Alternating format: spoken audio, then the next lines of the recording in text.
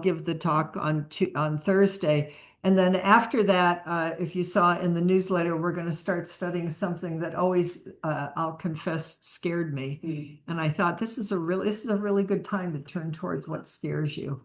And I think we'll be fine. We're going to do a little studying of Yogacara, and Ben Connolly will help us, help me.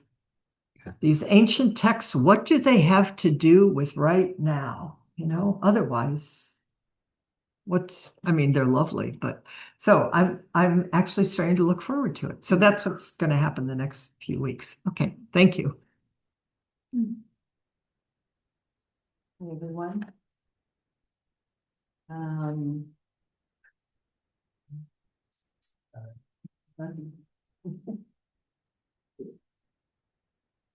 Yeah, I'm a little tired.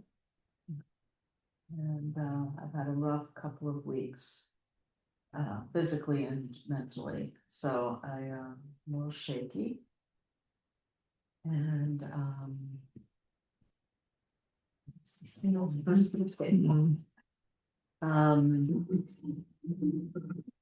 but there's something about being back in the seat that is actually pretty sweet, because it was. Could you speak up? Oh, yes, I will try. There's something very sweet about being back in the seat. After having been Shuso, which unexpectedly was a life highlight. And is still something that I'm absorbing and integrating. So yeah, I feel just comforted by being here and seeing you all. So we have small topics today: suffering, awakening, the body. I don't know why I was assigned any of those things. I sent them little assignments just to keep them on task.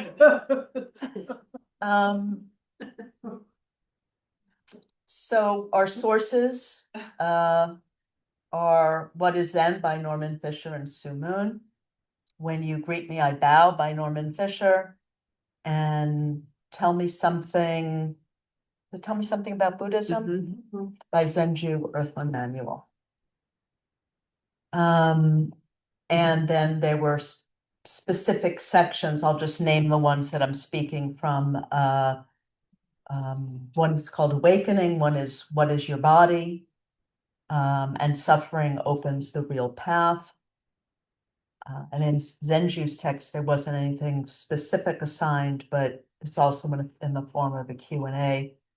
And I was looking at her discussion of the Four Noble Truths of Suffering, and a question which I thought was a great question: why do Buddhists talk about suffering and not joy? And another question is, can we be enlightened?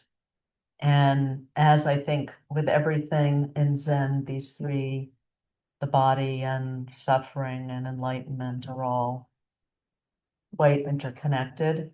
I'll do my best to share how they are for me. I guess to start with, all of the sections that I read in Norman Fisher's book about the body just felt really dense and really getting into the realm that maybe our next study is. It's sort of like, what's the body and what's consciousness and in some ways I feel like I'm very immersed in that, but not in a place of comprehending what is the body and what is not the body, and who am I without the body. And so I sort of put that off to the side a little bit, although it does get woven in, and especially in thinking about not just in my situation, but I think for many of our situations, especially women, but I think for really anyone, everyone, no matter what body one is born in, we're sort of not really taught to love our bodies. And the bodies, I think, is a big source of our suffering, not just because of the pain and discomfort and all of that, but I just sometimes recognize how many times a day am I on some level commenting like, oh, I don't like this about my body. So, um, so I'll start with just, this was an experience of last night. And so something that I found myself writing related to these topics. So I've been thinking a lot lately about my body and about suffering. And when I'm not feeling well and I'm feeling afraid, which come together, what I'm experiencing physically becomes a preoccupation. And my mind seems to instinctively pursue every sensation and like pursues every lead. And so last night it was that sensation in my back just now. What is that, the cancer? Am I just sitting in a position that pinched something? Maybe it's just my back getting old. It must be the cancer. Noticing all the tightness and all the constriction and everything that is coming from just all these thoughts. And then, as often happens, and late at night for me, someone said, does it really matter why your back is hurting? And after an immediate, of course it matters, the question circled back again. And I thought, no, it really doesn't matter at all. I'm doing what I can the way that I can. It doesn't matter why I'm in pain and discomfort. This is my practice now, which I think is another way of saying this is my path to awakening. Whatever awakening means, maybe we'll come to that.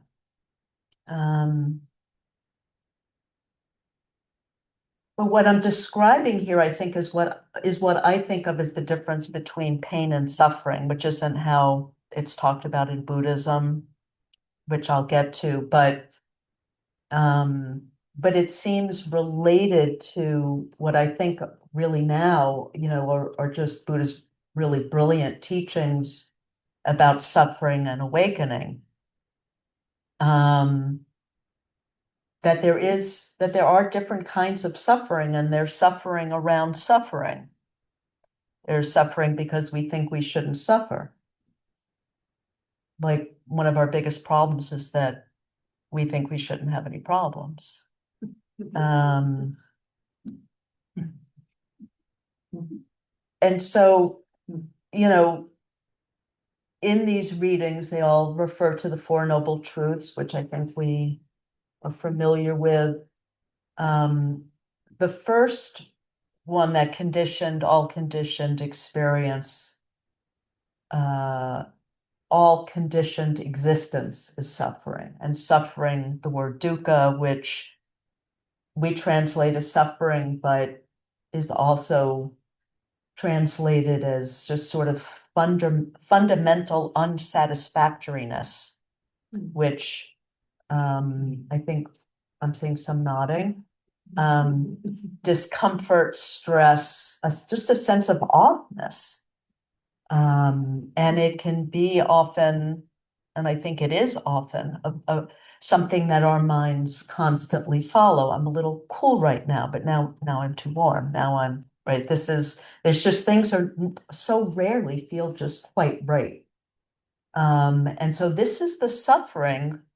And of course, there's greater suffering, but I think in this sense of just, existence is suffering, or conditioned existence is suffering. I know I initially did, and often when I tell people that I'm studying Buddhism or I'm a practicing Buddhist, they find that very depressing. This idea that there's a religion or a practice that's based on everything is suffering, but that's not what it is. It's sort of, so I think it feels discouraging or almost nihilistic of like, well, then why bother? And it can also sound, for like a noble truth, it can be sounds pretty obvious, like duh, right? Yes. I know. That's why we're here, because we're suffering. Um, but it's been striking me more lately as being a sort of radical or almost liberatory notion, let's just say. Because I think it offers, at least for me, a sense of normalcy, a sense of belonging to the greater human and maybe all beings, the world of all beings. There's some sense of camaraderie because it's something that we all share. Um, and that there's some relief in this idea that there is not something, and I think many of us carry this, that there is not something deeply, fundamentally, intrinsically wrong with me because I'm suffering. There's the chance to stop ruminating over who or what to blame for my suffering, for my condition, my predicament. There's the opportunity to stop expecting or thinking that I deserve otherwise, or that I will discover a way out of this. And to sort of stop struggling so hard and to learn what I'm finding is the most important lesson in my human life, which is how best to suffer. Without making things worse, without making other people miserable around me, without making myself more miserable. And so this idea that our biggest suffering may be that we think we shouldn't be suffering and that we're looking for a way out of it, rather than what I think is the teaching, which is that we can seek liberation, not from suffering, but within suffering.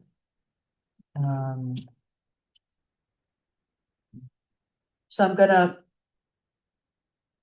go to some of the texts, and I didn't separate out. I really recommend the chapters in actually all of the books. I didn't hear, I'm not going to be able to say like, oh, this was from this part of Norman's book and this is from another, but so what he's saying is I found very confirming. Just checking, so am I till 15 after including conversation? So I should stop well before that. Okay. Yep, depending on what you want to do, yeah.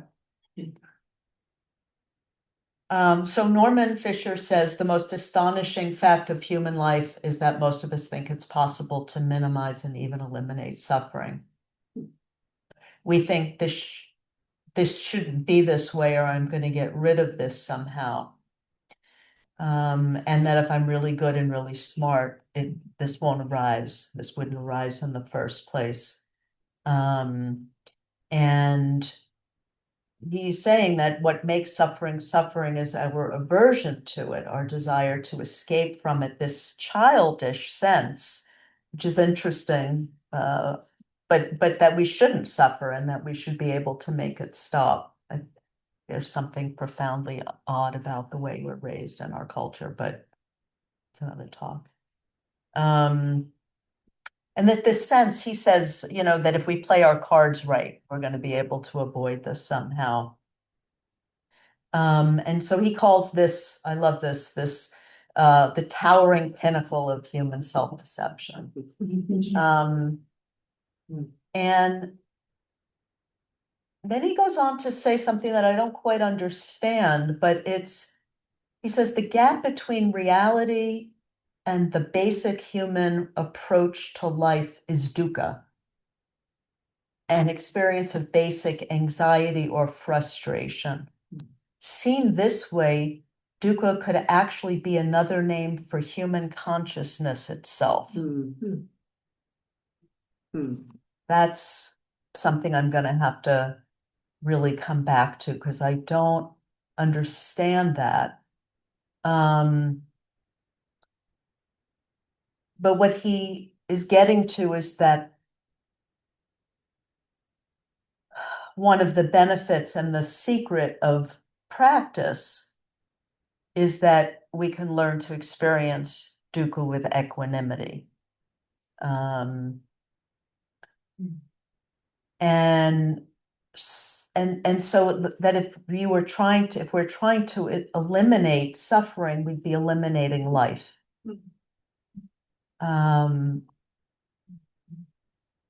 But that if you can receive dukkha with equanimity, then in another way, then it's transformed and it's no longer dukkha.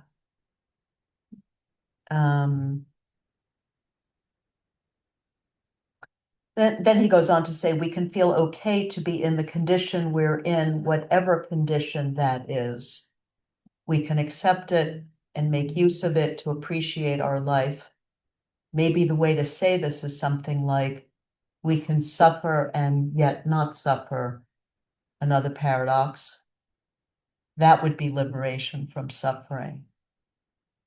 Norman says, I often say Zen practice comes down to this, just don't make things worse.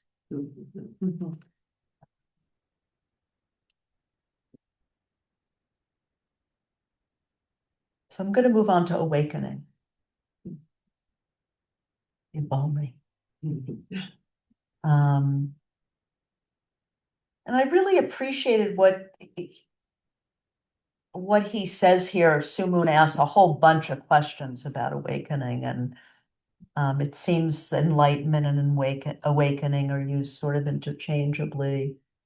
And he talks about it not as an ultimate or defining experience, but rather a breakthrough.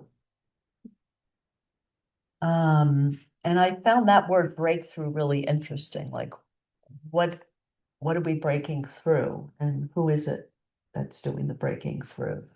Like, who is breaking through what, I guess. And I've always been mystified by koans. I love them. And I'm going to paraphrase here, and I hope I won't sound too irreverent. But, these koans where there's like a simple householder woman who's frying greens for dinner, and she hears a pop. She falls over and sees the reflection of the moon in a puddle of grease on the floor, that and she gets it. And I'm like, what? That's what, right? And then what? Like, we don't know. Well, then what? Does she go back to cooking the greens? Does she poof is like what? And so I've just always found that really interesting, and I wonder wow, would that ever happen to me? I'm certain not. But Norman says that but that in Zen, it's not an ultimate mystical state, a state of transcendent. This was really helpful, but the equivalent of what we in our tradition call bodhicitta, which is the initial dawning of the thought of enlightenment. It brings us back to Connolly. Do you remember when he, in the poem based on the Avatamsaka Sutra, said the mind's first aspiration for awakening is true awakening. So thinking of this as what he would call a watershed moment, not an ultimate moment. And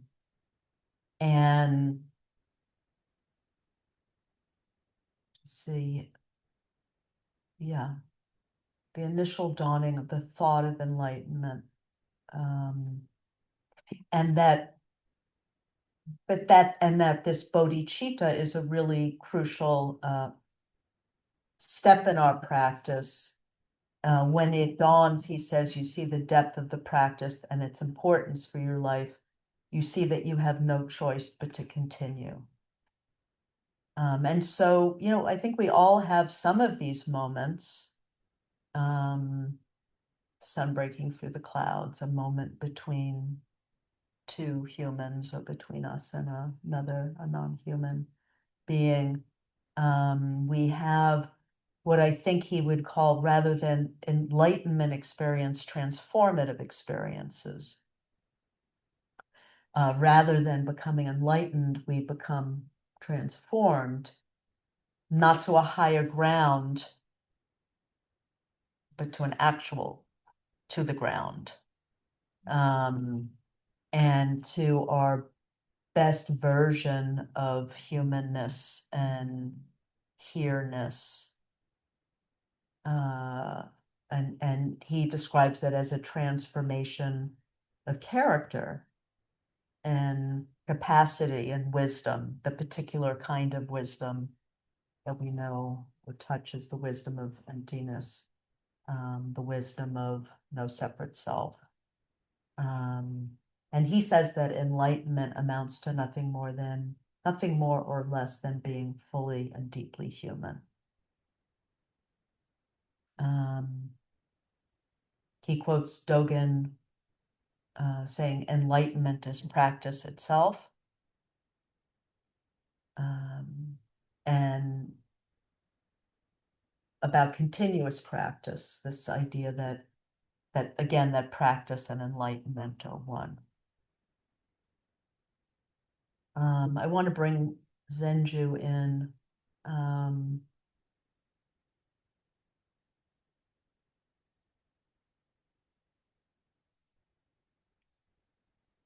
So what Zenju brings is that the path leading to the end of suffering is the path of awakening.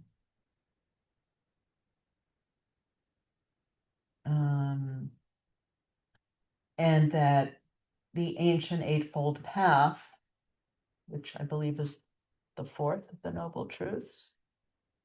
Is that right?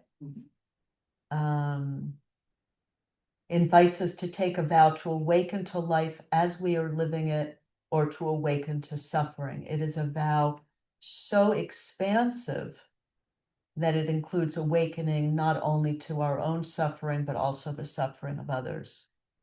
It's a vow that is not meant to be an achievement we boast about with our friends, but an inexhaustible commitment to embrace the path despite our being weary.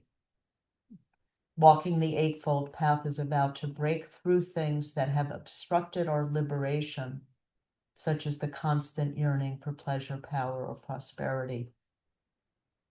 It is a path that has to do with being vigilant, and it is a path that has to do with being vigilant, and one in which the fragility, vulnerability, and soft centers of our heart are revealed in the transformation and evolution of life.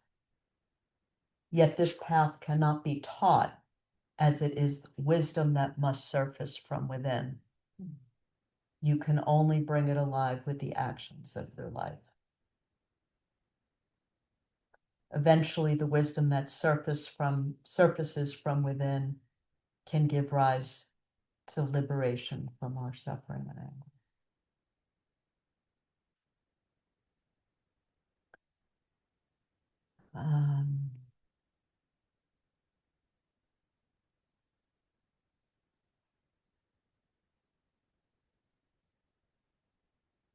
Yeah. There's, I think all of those books are the kind of books that you find yourself highlighting, and then the whole book is highlighted. But I will say that for me, it's been really timely and really, I think my struggle right now is to not be in battle with myself, and to find some equanimity, to not add suffering to the suffering, and to, well, the words came to me the other night, like, is there some way to go through this with grace, with some kind of grace, and with kindness, to myself and others, and to just accept this. This is my path. This is my path to awakening. So thank you for your sharing.